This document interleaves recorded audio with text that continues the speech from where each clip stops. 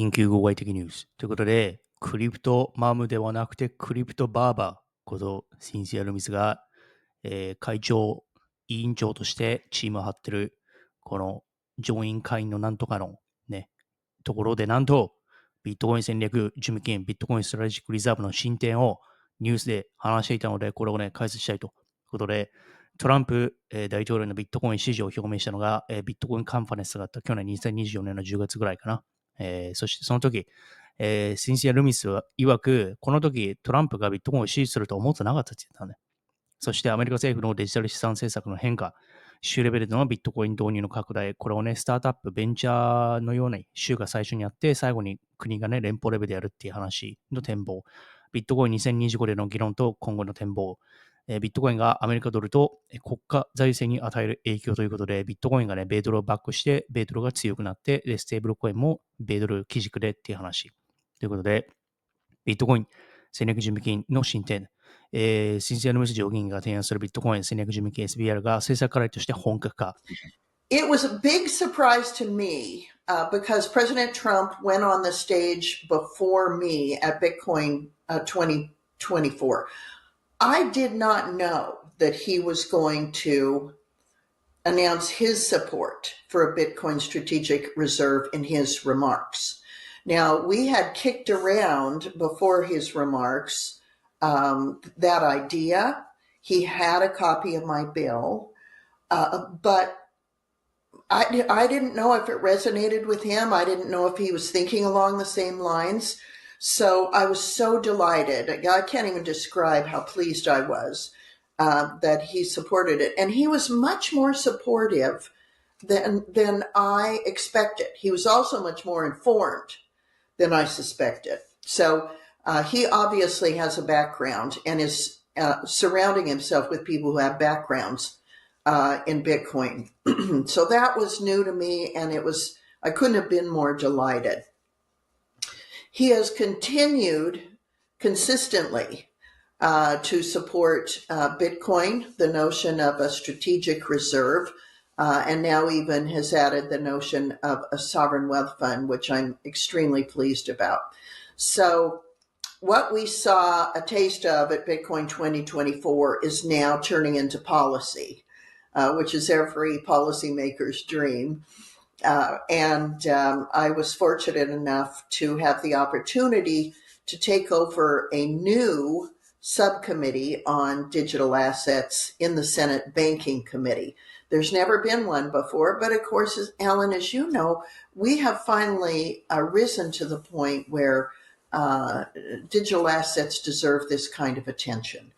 So I couldn't be more pleased with my Banking Committee Chairman, Tim Scott. He's embracing this technology, seeing the advantages to underbanked communities and non-banked communities in particular. And he has a tremendous gift for taking complex topics and distilling them down for everyone to understand. And that's really a gift that he brings to this discussion. In other words, the personnel are in place to really make things happen. The president appointed a digital asset czar type position in the White House. The new Treasury Secretary is conversant in digital asset issues. And so is the vice president. So are the people that he's appointing to Treasury adjacent positions. You mentioned Howard Lutnick. Howard's fabulous. He's working with the president on the idea of a strategic reserve as well as a sovereign wealth fund. So the right people are in the right places to keep this issue front and center. Now, here's what I understand from my colleagues in the Senate. So I'm busy communicating with you, Alan, and other people in the Bitcoin space that are really excited about a strategic Bitcoin reserve. I am also really excited about a strategic Bitcoin reserve. So it took some of my colleagues here in the Senate coming to me and saying, we still don't understand this asset. We're not ready to help you pass a strategic Bitcoin reserve, we need more education from you, meaning me. So that was a good wake-up call for me. So here's what we're doing. We're starting with a stablecoin bill because that was kicked around a lot during the last Congress. We're going to move quickly on that. It'll probably be a standalone bill. We'll try to get the 60 votes in the Senate that's necessary to bring a bill to a vote. That means it has to be bipartisan. We think we can do that. We couldn't have done that last year, but now we think we're there. So we're moving that first. We need to score a win to get some momentum in the digital asset space. That's how we see we can do it first. Then we're moving to market structure, which is determining statutorily what is a commodity and what is a security, and making sure that the regulatory framework is clear and well understood. Right now, as you know, for assets that are securities, the Securities Exchange Commission has slapped them with enforcement actions rather than clear guidance on how to comply with the law. It's cost them tens of millions of dollars in legal fees and gotten them nowhere. So we need to make it clear for everyone, whether it's Bitcoiners over on the Commodity Futures Trading Commission side or non-Bitcoiners whose asset falls into the securities space, to make it clear on how they can meet their requirements of their regulator. There's a great woman who is a commissioner at the SEC, Hester Peirce. Some of you probably know of Hester. She's knowledgeable and favorable towards digital assets, so she will be fair, whereas before we could not get fairness, not at the Fed, not at the FDIC, not at the White House, not at the Office of Comptroller of the Currency. It didn't matter where we turned. They were all pushing against all digital assets. And Ellen, they lumped them all in the same space. That's always been another problem. You know, there's Bitcoin and there's everything else. And they were all getting painted with the same brush. So it was very hard to get any recognition of not only the differences between commodities and securities, but the importance of this asset class being embedded in the United States. In the meantime, then, Alan, the European Union, who has a more embedded regulatory structure, has been courting digital asset businesses to come and home base in the European Union. So it was really helpful, turning again back to Bitcoin 2024, when President Trump said, I want this industry in the United States. I want Bitcoin mined in the United States. I want the U.S. to be what he called the crypto capital of the world. So we have sort of a mission that the president has laid out for all of us. And now we have to figure out how best to accomplish. That's right. And general public, including how extensive it was, and members of Congress were unaware of how extensive it was. Now, those of us who spent a lot of time around digital assets knew that people were being debanked. We knew that the FDIC had taken a pause after being told in 2019 to stop discriminating against digital asset businesses. They settled a lawsuit. They said we won't do it again in 2019. And then, of course, when the Biden administration got back in, the Biden White House and Marty Greenberg over at the FDIC started right back at it, placing a pause on banks that wanted to engage in digital assets. The same thing was occurring at the Fed. The Fed's bank supervision function was being used to make sure that anybody who was trying to get a bank account for a digital asset business, or banks that wanted to engage in banking companies that dealt in digital assets were the banks were assassinated and the customers were debanked. And it was in massive numbers. And then they were also attacking their political enemies. Melania Trump was debanked. She was at Signature Bank. The Winklevosses were debanked. They were at Signature. So Gemini was debanked. And the list goes on and on. They literally assassinated a bank called Silvergate that was banking digital assets. That bank was solvent. It was never insolvent. When a run was started on that bank that was caused by that Silicon Valley Bank debacle, they fulfilled every single request to have their deposits returned. That bank was never insolvent. The federal government assassinated that bank. So it just created this giant freeze for this industry that it was caused by the government, absolutely sinister behavior by the government. So we're having hearings now.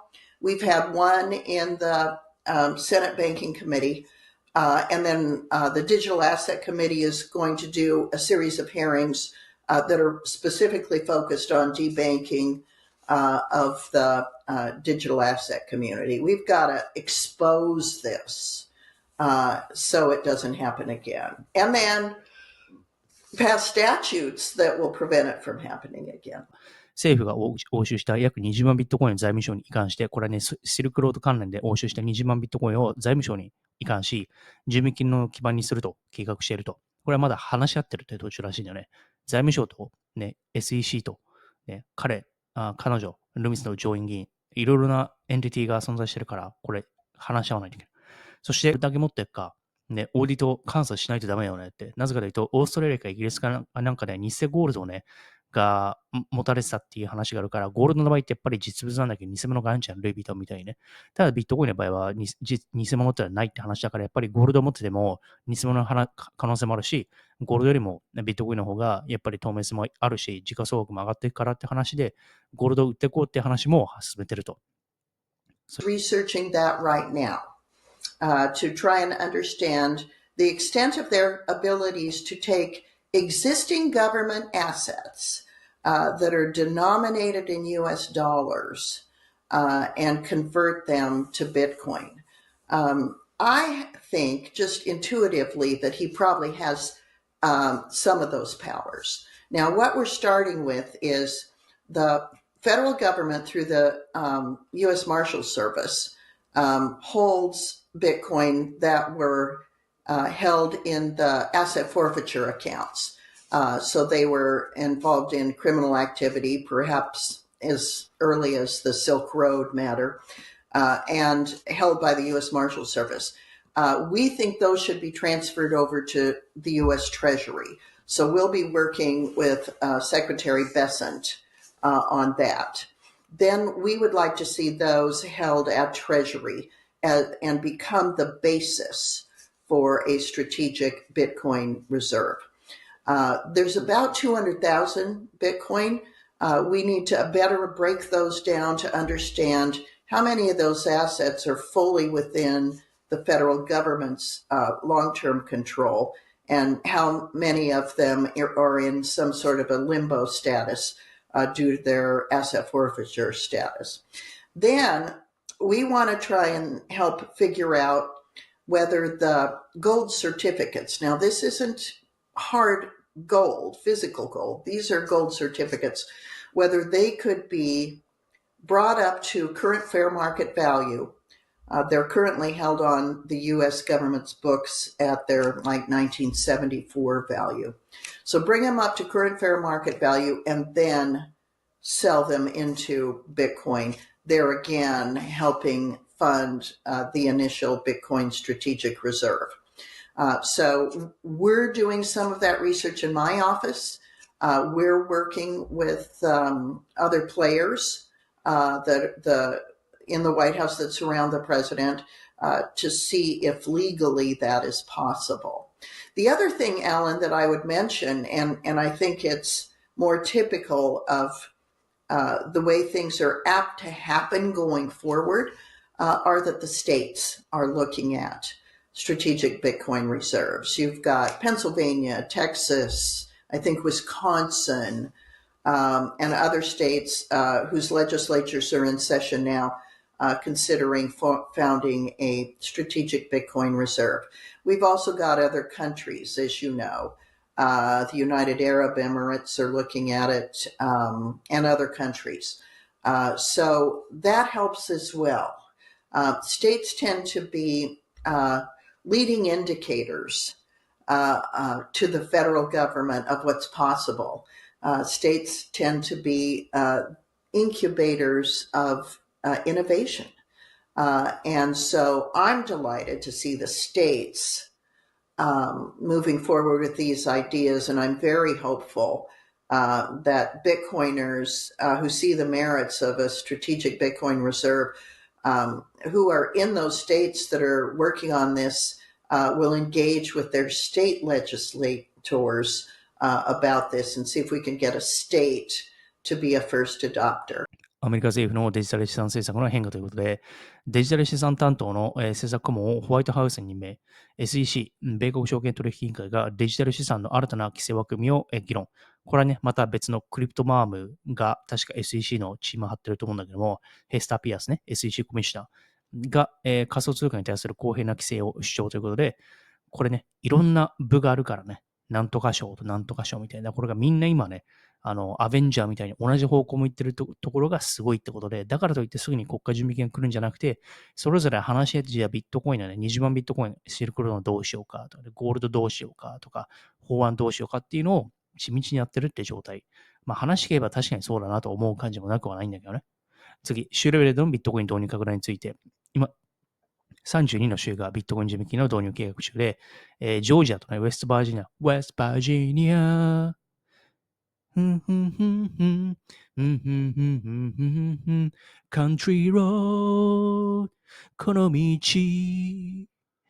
ずっと行けば、あの街に続いてく気がする。ビットコインロード to the moon ということで、お賽銭よろしくということで、ジョージア州とウェストバージニア州が新たにね、追加されていて、テキサスはね、毎年500ミリオン、5億ドルいっちゃってるのね、800億円毎年買うって購入をね、計画してる。ウィスコンシンはすでにね、300ミリオンぐらい買ってるっていう状態。買っちゃったって話ね。そして、ステイト・オブ・カリフォルニアもね、買ったって今日のニュースで入ってきたしって話ね。次、ビットコイン2025年での、議論と今後の展望。今年のビットコインカンファレンスは5月に行われるらしく、どういう話がされるのか。これ絶対ニュースで出る。ここを多分ね、ターゲットにしてると思うんで、ビットコインカンファレンスって世界のクリプトをね、みんなが来るわけよね。で、それで世界最強のアメリカがやるって言ってて、それみんなが注目してるわけでしょ。そこまで結果出していくと思うんだよね。ちなみに100日以内に出すとか言ってたから、デイビッド・サックス氏も。100日3ヶ月だから、1月14日から3ヶ月、ちょうどね、4月の中旬、それまでなんか出るよね。うん。ということで、州レベルのね、ビットコイン、ストラテジック。Will by then have been able to shine a light on choke point 2.0. We'll know where it was coming from the banks themselves versus where it was coming from the government. And we'll be able to begin to tamp down on that. So people will be less afraid to bank Bitcoin businesses and other digital assets.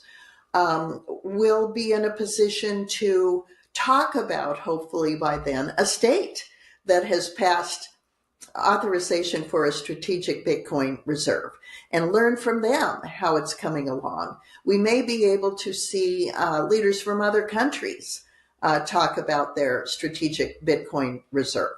We may have modeling that has proven a little more the test of time to show what we can expect from a strategic Bitcoin reserve. We're seeing people that have been longtime economists of my vintage, Alan, bring Bitcoin to to baby boomers and help them understand that this is for real. So we're going to see more of that as well. So I expect it to be a very positive, enthusiastic report. And we're going to start talking about what is instead of what may be. And we'll have some actual test cases that can move forward to prove that this asset is digital gold, that this brings freedom, and that it can be used to undergird the U.S. dollar. I think a lot of people in government are threatened by the fact that this is an asset the government can't control. The important thing about Bitcoin is it's an asset that can protect the U.S. dollar as the world reserve currency.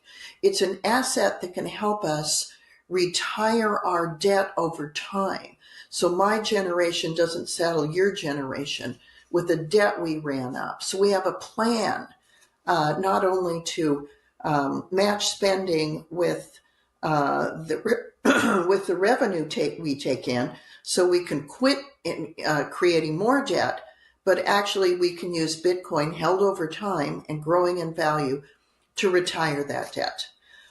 So these kinds of discussions, I expect to hear more fleshed out at Bitcoin 2025.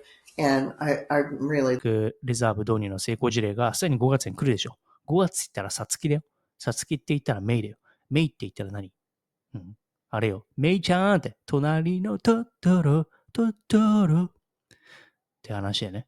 だからそれまでに、ゴールデンウィークまでには、ビットコインがね、いっちゃってる。ビットコインが米ドルとね、国家財政に与える影響。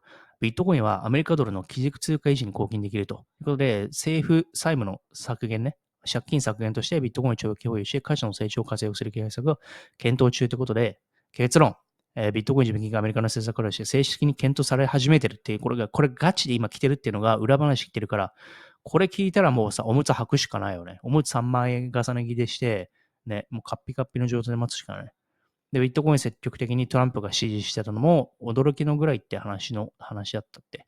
で、州レベルでビットコインが進んでね、Country Road to the Moon、ビットコイン持ってれば、あの街に続いていく気がする。社畜脱却への道。2025年ビットカンファレンスでは、このね、国家戦略的ビットコイン保持のあれが発表されるから、まあ3月と5月までには何があるよって話で、その前の今でしょ。バレンタインでお前ら、しっかりと、メスゴリと、ね、しっかりと向き合ったかお前ら。ということで、ね、役立った意見があったらコメントのでしょ。ゴリの、ね、僭越ながら歌わせもらいましたが、よかったと思ったら、武道館コンサートを目指して、まずは、お再生の方、よろしく、いっちゃってる。バイバイ。